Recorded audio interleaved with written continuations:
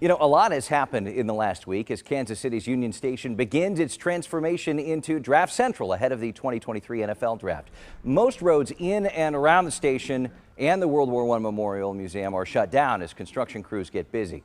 The city, police, and the NFL are also going through their security plans, which they started months ago.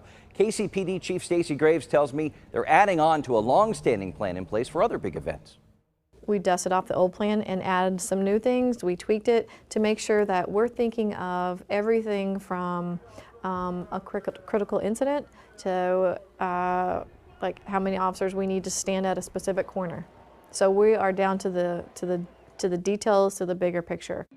Chief says other law enforcement agencies will provide help as needed, just like what we've seen for the Chiefs World Championship parades. And organizers know this draft involves several days of parade-level events. There's a lot that goes into keeping everything running smoothly, as I found out talking to Kansas City Sports Commissioner Kathy Nelson. That includes starting off on the right foot. We talk a lot about first impressions, right, and wanting to get off on the right foot in Kansas City. What do you want the first impression of Kansas City to be here at the draft? You know, I think our heart, the airport certainly helps to be that front door for people arriving by air. But, you know, when people are driving in, knowing how friendly we are, knowing that there are so many restaurants in and around the area that you can partake in, the hotels are ready to go. I think really seeing how kind Kansas City is, but then also when you're here, not only how kind we are, but how much there is to do in our city. Whether you go to the Negro Leagues Baseball Museum, you might tour the National World War I Museum. You know, there's just so many things, and then the things that you didn't get to see, we hope people will want to come back. Let's talk about transportation for a second. Yes. First off, how many people do you expect will be here, and then how do you move them around? Because that has to be a huge undertaking. Well, right now we're guesstimating, you know, probably 300,000 over the course of those 3 days. I can tell you there are transportation meetings that happen every day. We've engaged transportation engineers, and that's been going on for about 6 months. So we, of course, didn't take this lightly. It's a parade over 3 days and how we get people around. You will see all of the opportunities, whether you're Ride KC the Max, which is free, of course, streetcar, all the parking lots. There'll be interactive maps where you can say, hey, I'm on the south side of the memorial. How do I get there? Where do I park? You can find all that in those maps, and we've certainly thought through those plans. Parking, I imagine, will be a challenge too, because I mean, you have to shut down an area to have 300,000 people. Yeah. So what should people be looking towards? Do they try to carpool in? What do you recommend for somebody who wants to come down? Yeah, I think you certainly want to click on those interactive maps and go, okay, there's a parking lot near River Market. There's a parking lot near 31st and Main, or wherever you might be coming from. And then figure out then how do I get to that draft site. I think the other thing to realize and remember, be prepared to walk. Right, you're going to walk a little ways to get to that footprint. We will have ADA parking and accessibility, and all that information can be found on the website.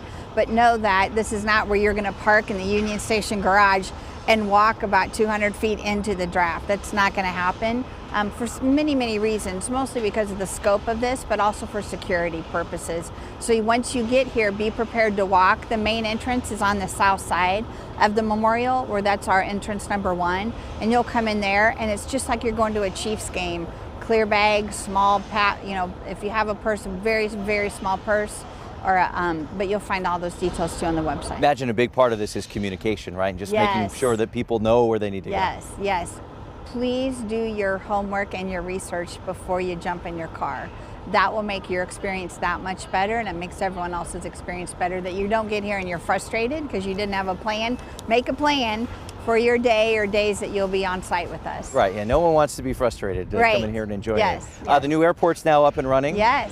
Now, looking back now, how much of a role did that play in getting this here? You know, this was being discussed before the vote. So it played a small part, not like the World Cup, where we had to have a new airport to be awarded the World Cup, but it certainly helps.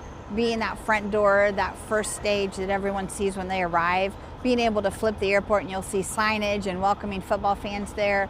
I think that has become critical, and using that in March for all the basketball fans, it certainly was important. It wasn't critical to being awarded this, but it certainly now helps to welcome everyone. What are you most looking forward to? So I've been to the draft many, many, many times.